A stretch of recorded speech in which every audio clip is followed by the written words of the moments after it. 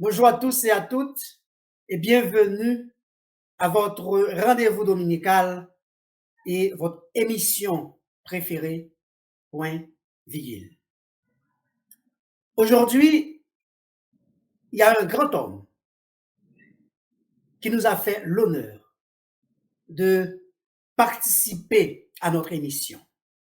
C'est un Camerounais qui, en 2017, plus précisément le 27 juin 2017, il a obtenu un doctorat en musicologie avec la mention très honorable à l'Université Paris-Sorbonne. C'est un spécialiste de la voix, une personne qui a prêté sa voix à plusieurs reprises dans des films. Donc, j'ai l'honneur et le plaisir de recevoir Gino Sitson. Gino, bonjour. Bonjour Comment Carly. allez-vous? Bonjour, bien, très bien. Et vous allez bien? Je vais très bien, merci. Et la première fois qu'on s'était parlé, Gino, vous m'aviez envoyé un texto en créole pour me demander et comment ouiller. Est-ce que vous parlez ou bien vous comprenez, vous écrivez très bien le créole? Dis-moi, c'est quoi l'histoire? Quelle est votre histoire avec le créole?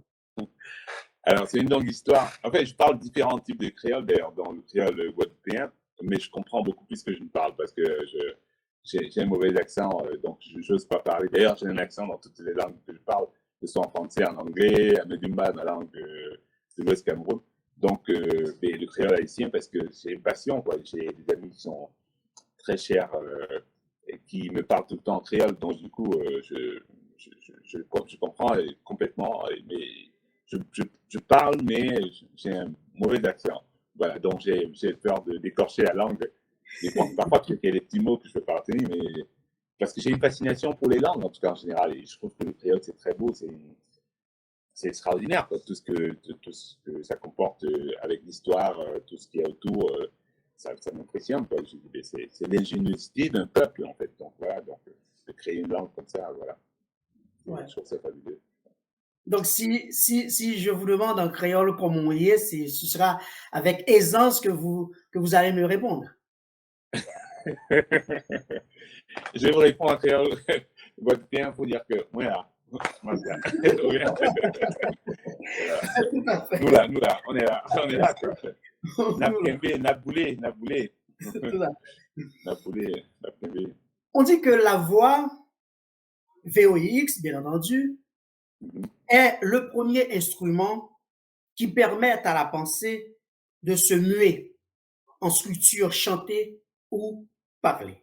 Voilà pourquoi aujourd'hui, mesdames et messieurs, je reçois Gino Sitson qui va nous parler, nous expliquer quelques éléments, quelques astuces concernant la voix. Ma première question, Gino, c'est y a-t-il une catégorisation de la voix? Oui, il y a ce qu'on appelle dans la musique occidentale une forme de classification, en tout cas. En termes de section, il y a soprano, alto, ténor et basse, voilà. Euh, mais au-delà, il y a des caractéristiques propres à la voix humaine, c'est-à-dire que l'intensité, la hauteur, comment dirais-je, le timbre, ce sont des caractéristiques d'une voix, de l'instrument voix, ce que j'appelle l'instrument voix, et qui sont des paramètres qui sont difficiles à identifier comme ça tout d'un coup, en 2 minutes, euh, qui sont qui dépendent aussi des variables, des variables culturelles, des contextes culturels aussi, de l'histoire que ça comporte aussi. Une voix, c'est une histoire. Une voix, c'est une histoire. Nous avons des histoires singulières, des histoires qui sont propres à nos communautés respectives aussi. Nous chantons, nous parlons d'une certaine manière, parce que ça résume, c'est le prolongement de la pensée humaine, en fait. C'est le vecteur de nos émotions, la voix.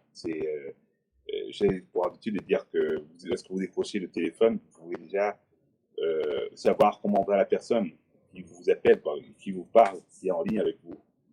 Dès qu'elle fait ça va, vous sentez qu'il y a quelque chose qui ne va pas, que la personne ne va pas bien. Donc voilà, vous pouvez deviner des choses. c'est extraordinaire parce que la voix humaine, la voix est l'instrument le plus complexe, le plus léger, certes, mais le plus complexe et le plus difficile à manipuler. En fait, il suffit d'un petit quelque chose pour qu'il y ait une forme d'altération dans la projection de la voix même, dans l'émission de l'émotion quelconque, d'une émotion quelconque, en tout cas. Et c'est fabuleux, quoi. Donc, c'est un instrument qui me fascine et que je découvre chaque jour. Quotidiennement, en tout cas, c'est une passion. Quotidiennement, c'est chaque jour. Enfin, c'est une passion et puis c'est surtout mon action line, le point central de mes travaux. En tout cas, ça tourne toujours autour de ça. C'est une passion, en tout cas. Voilà. Comment peut-on évaluer la qualité vocale d'une personne alors? Oui, comme je l'ai dit tout à l'heure, c'est-à-dire que c'est ouais, la qualité, quand vous dites la qualité, c'est-à-dire quoi? Le timbre ou bien l'intensité, la hauteur? C'est très, très. Ça dépend de. Vous voulez dire, par exemple, dire quelqu'un qui a une belle voix, une mauvaise voix, c'est ça? Je- Ben, cela va dépendre parce que est-ce que maintenant, une belle voix, elle est universelle? Est-ce que je peux dire, cette personne a une belle voix et puis une autre personne peut dire, non, non, j'aime pas cette voix. Est-ce que la voix, une belle voix, c'est universel? Je sais pas. Non, je pourrais pas parler d'universalité. C'est comme quand les gens ils font des raccourcis, on dit la musique est universelle. Mhm. Je sais pas ce que ça veut dire. Mais je cherche à comprendre parfois. Mais une belle voix, il n'y a pas pour moi une belle voix et une mauvaise voix. Il y a des bons chanteurs et des mauvais chanteurs, selon le contexte aussi. Donc il y a des gens qui vont chanter avec une voix rocailleuse, dans certaines sociétés, dans les sociétés traditionnelles, dans lesquelles qui m'intéressent vraiment, que ce soit dans comment dirais-je, la musique racine, les musiques traditionnelles de chez nous, du Cameroun ou autre.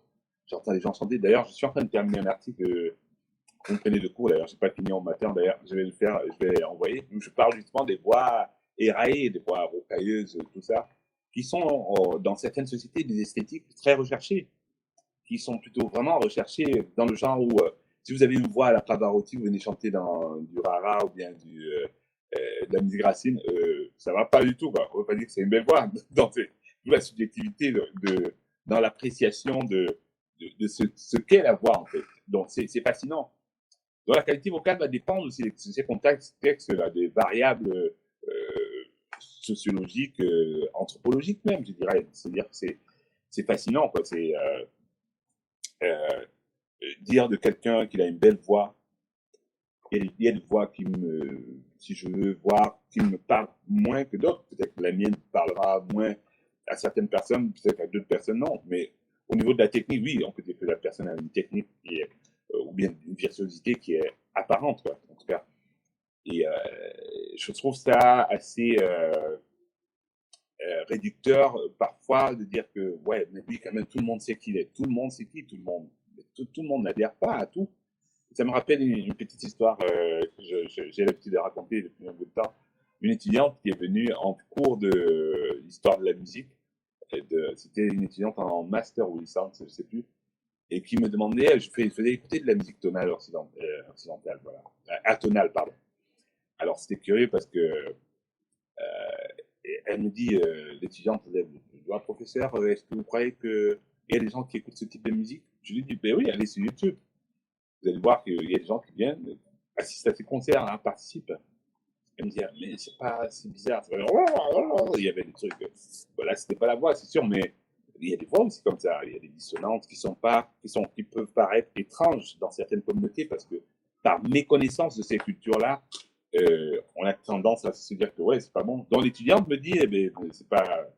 On nous a appris que, elle revient à la charge, on nous a appris que dans le nouveau, que la musique, c'est là, l'agencé. Il y a une définition un peu bateau là que je trouve un peu assez légère que afin de rendre les sons harmonieux, je sais pas quoi, peut-être c'est Larousse, malgré le respect que j'ai pour Larousse, mais c'est pas quelque chose, on peut pas se verser dans l'universalisme, c'est tout simplement BA comme ça. Alors, elle me dit, je dis oui, ouais, mais d'accord. Après, je lui dis, mais vous savez, si vous mettez du Pavarotti dans mon village, à l'ouest Cameroun, mais peut-être que le village va courir, va fuir, avec la technique de voix qu'il a. Pourtant, c'est un excellent chanteur. Elle dit, ah oui, c'est vrai, c'est vrai. Je dis, mais voyez-vous, donc c'est pas parce qu'il n'est pas bon chanteur, mais c'est étrange pour d'autres personnes. Qu'est-ce qui est étrange pour vous, si vous ne l'êtes pas peut-être pour moi? Alors donc, elle revient à la charge. Elle dit, mais quand même, ça m'étonne que les gens écoutent ce genre de choses. C'est bizarre. Je dis, mais vous insistez, je lui dis, vous n'êtes pas là pour aimer, mais vous êtes là pour apprendre.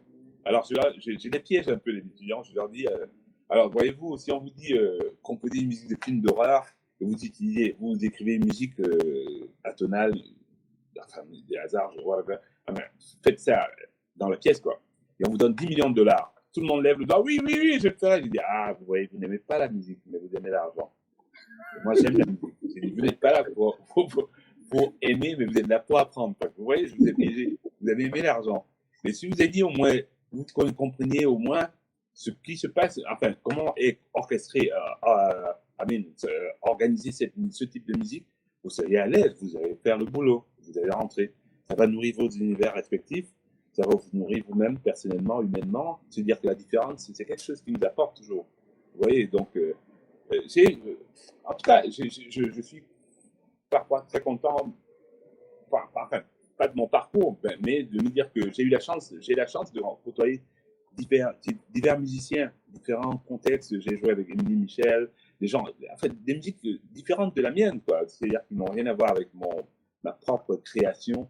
Et c'est toutes ces personnes-là qui ont nourri aussi mon discours musical, en fait, qui nourrissent encore aujourd'hui. Même les musiciens avec qui je joue, ils viennent d'univers différents. Il y a des gens qui n'ont pas joué de la musique de chambre, qui vont jouer avec moi, qui sont plutôt des musiciens de jazz, mais qui sont musiciens classiques, qui se retrouvent là, qui jouent du compas, qui jouent du zouk. C'est beau, quoi. J'ai joué avec des gens tellement différents, Manu Dibango, Papa Wemba.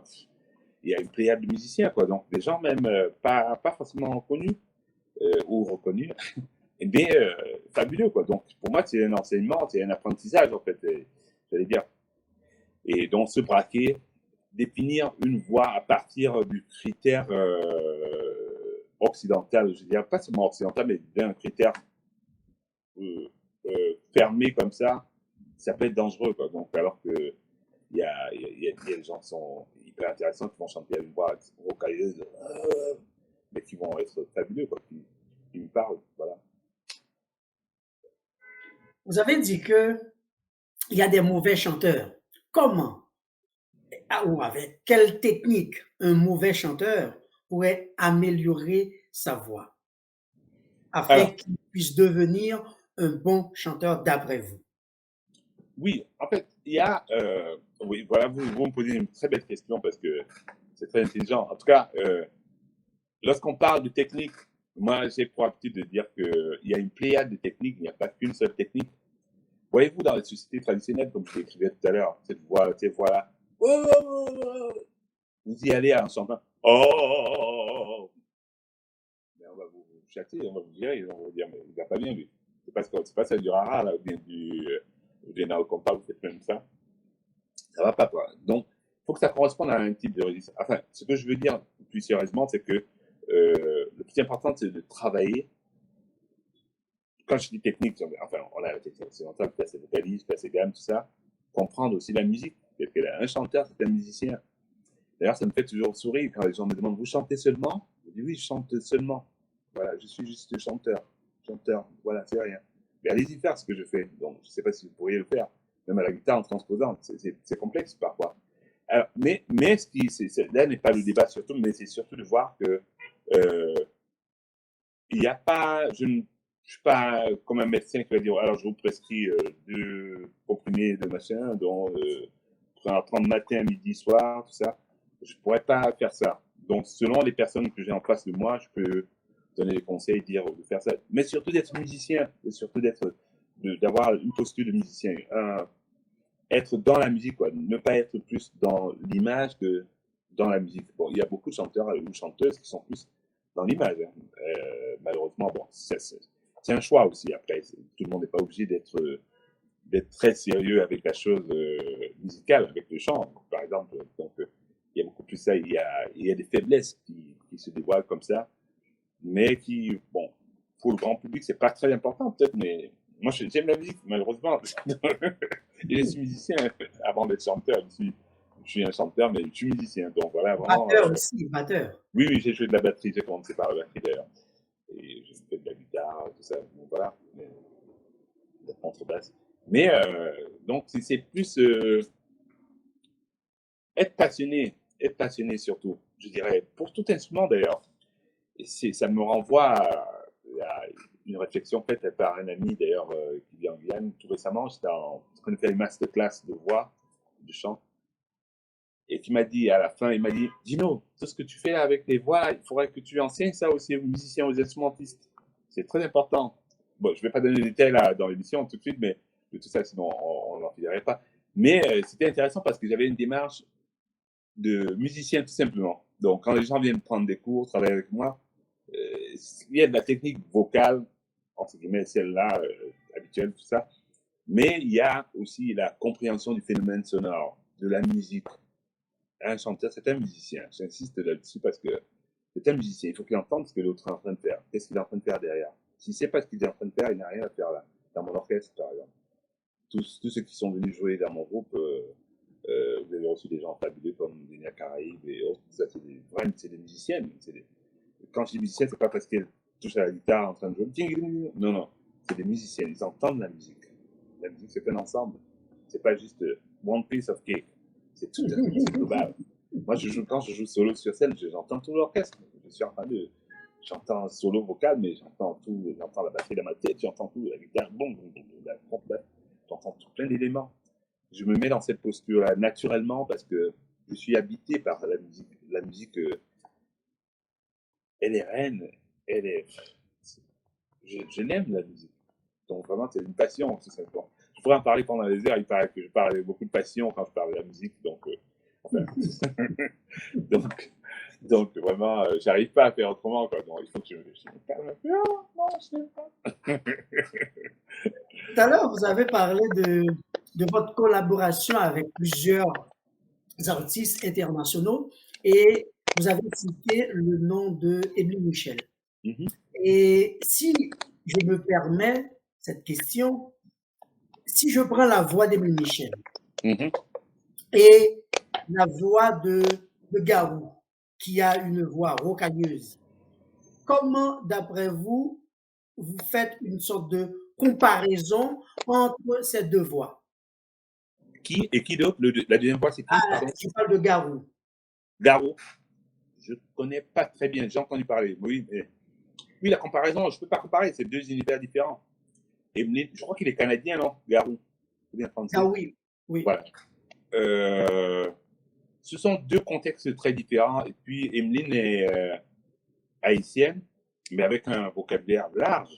Elle a étudié du jazz, elle a joué avec des Africains, des Européens. Garou, je ne sais pas s'il a fait le même cheminement. Donc, oui, oui, tout à fait. Je ne sais pas s'il a joué avec des Haïtiens. Il a commencé, il a joué dans Notre-Dame de Paris et comédie musicale. Il a fait pas mal de chemin. Ouais. Oui, mais c'est très. Également le théâtre au Canada, il a fait pas mal de chemin. C'est pas le même cheminement. Emeline a une voix extraordinaire. Moi, je suis un fan. En plus, quelle classe. Et donc,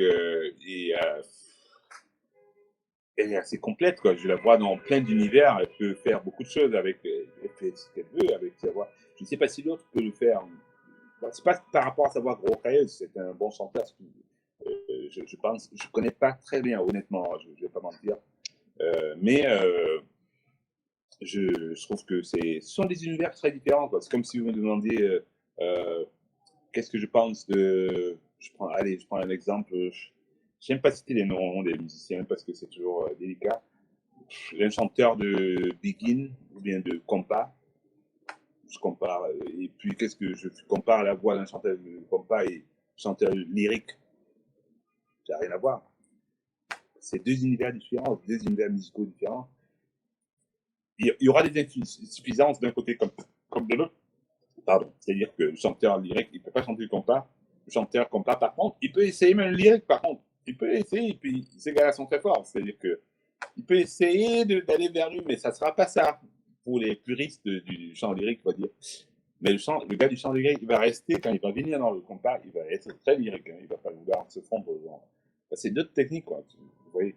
Donc, et c'est même au niveau du vibrato, comment les cordes vocales vont vibrer à un certain moment. C'est lié.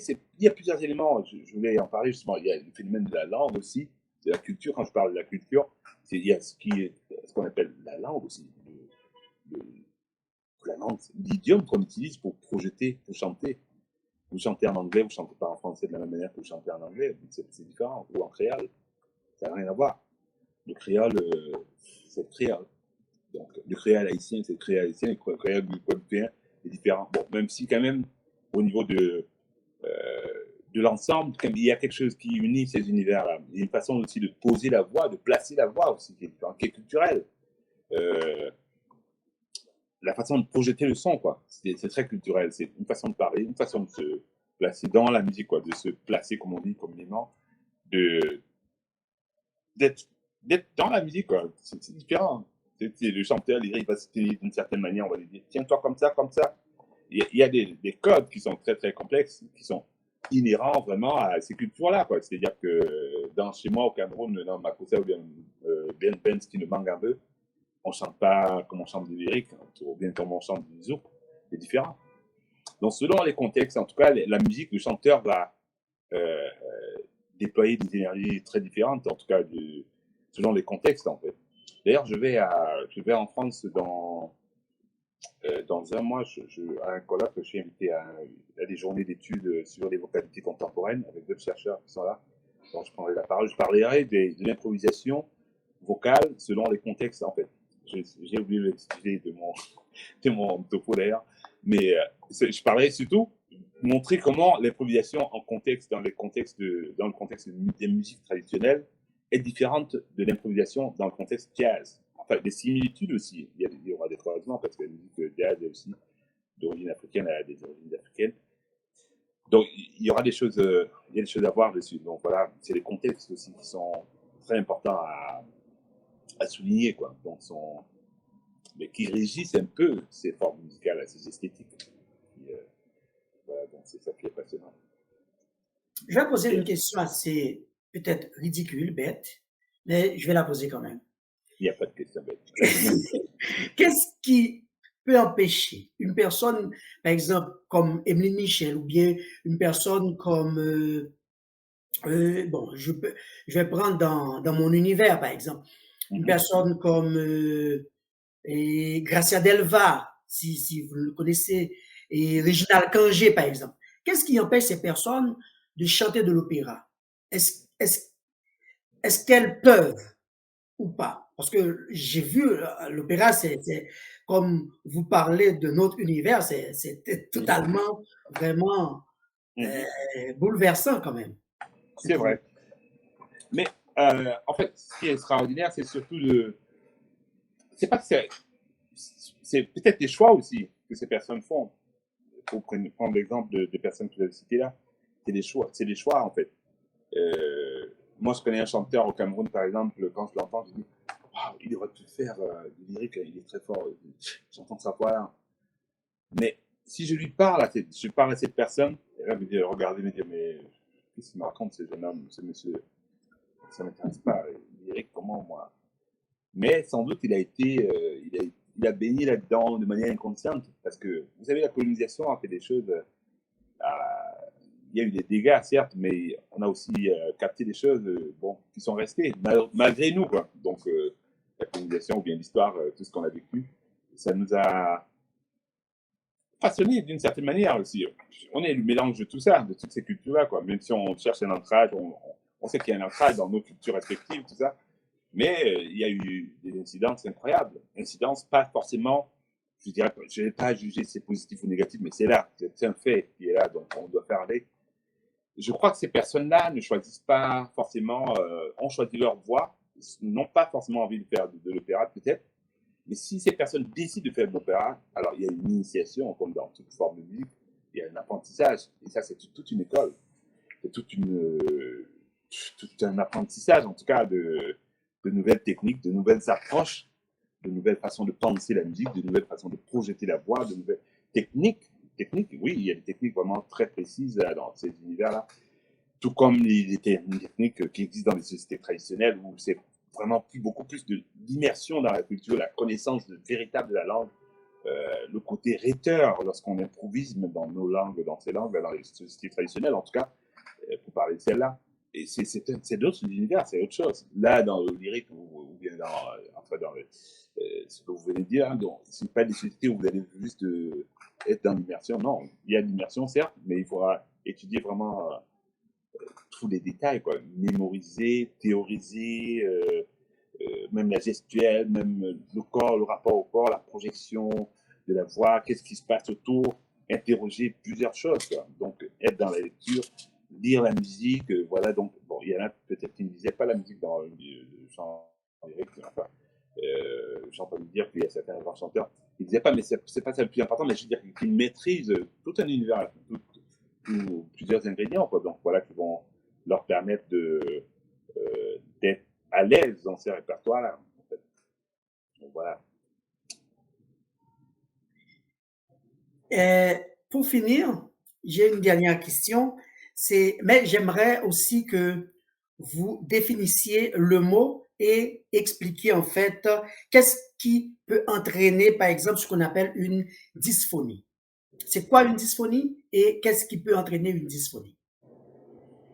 Une dysphonie, c'est une altération de la voix. Vous perdez la voix est enrouée. Je crois que c'est ça. Et puis, c'est beaucoup plus. Ouais, qu'est-ce qui peut entraîner ça? Peut-être que ça peut être un coup de froid, ça peut être une mauvaise utilisation. Parfois, vous perdez au niveau des hauteurs, ou bien du son, même de la voix. C'est-à-dire de la voix, vous avez une voix, même au niveau de parler, c'est difficile. Vous perdez. Alors, je ne suis pas un phoniatre ou bien un spécialiste, un médecin spécialisé dans le domaine pour dire quels sont les. Il faut voir vraiment son médecin, son spécialiste pour aider, quoi. Donc, ça crée des. C'est parfois dû aussi à certains excès, hein. Je crois que peut-être l'alcool, j'en sais rien, peut-être je me prononce vite là, pour que la voix soit aussi enrouée et qu'il y ait une forte altération de la voix, c'est extraordinaire, c'est quelque chose de. J'aimerais pas que ça m'arrive, quoi. Ça m'est pas encore arrivé jusqu'à présent parce que je suis assez malin, je fais attention. Je ne prends pas d'alcool, je fume pas, donc voilà. Il y en a peut-être qui vont fumer et boire, et puis ça va très bien avec leur univers musical, mais pour ce que je fais, je préfère pas rentrer là, essayer de faire ça, que je sois, d'être une victime d'une disponible quelconque. Alors là, je vais devenir fou, je vais pleurer toute la journée, quoi. Donc vraiment, je pense que oui, je crois que c'est un peu ça, quoi. Ouais, la voix, tout est altéré, c'est une perte vraiment, parce que je crois que c'est ça, hein. Et c'est quand même, ouais, peut-être aussi le climat, peut-être un coup de froid, j'en sais rien. Et puis la voix a été forcée un peu, les cordes vocales, le chanteur ou la chanteuse a forcé un peu, tiré un peu trop sur les cordes, voilà. Et puis ça donne ça. Voilà, voilà.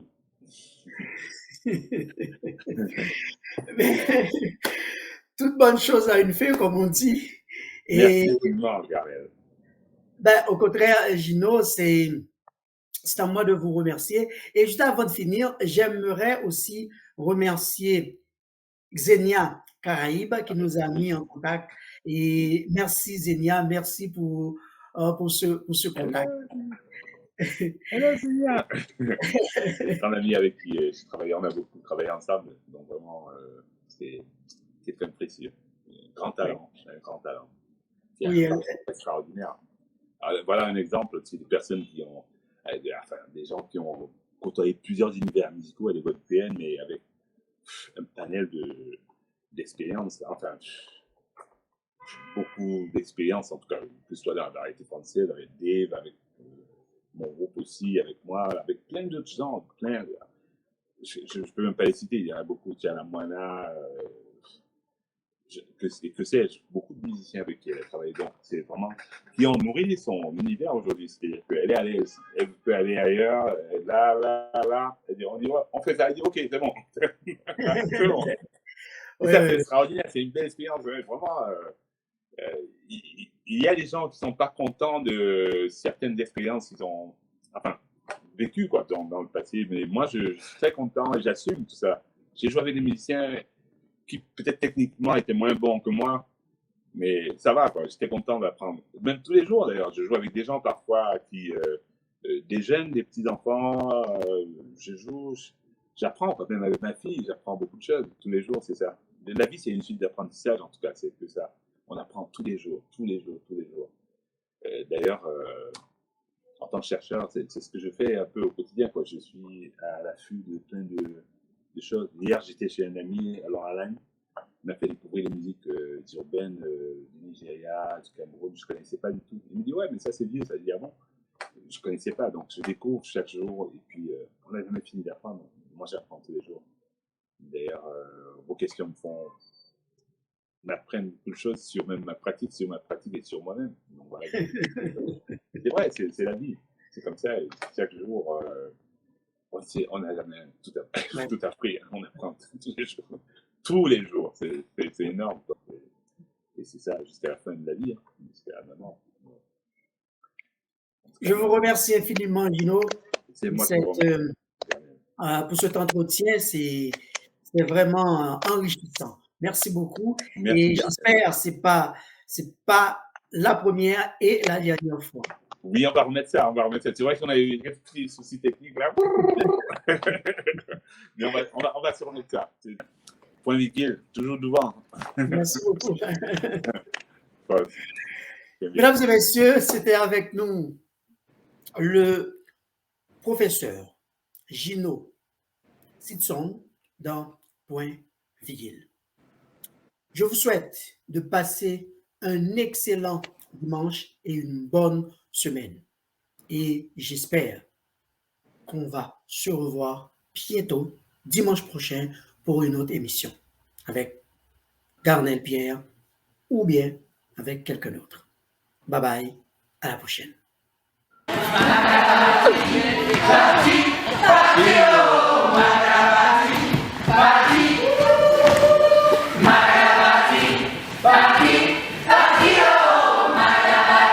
C'est moi qui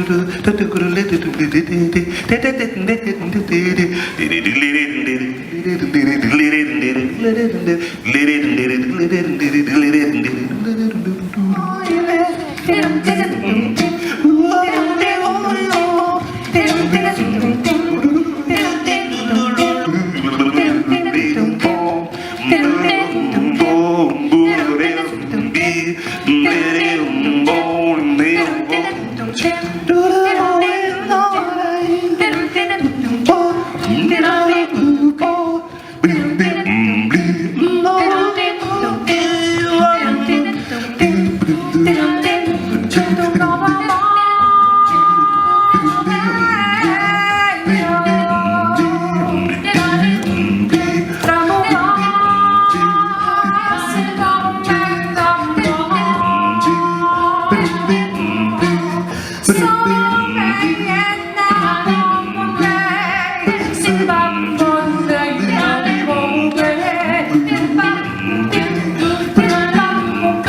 Oh,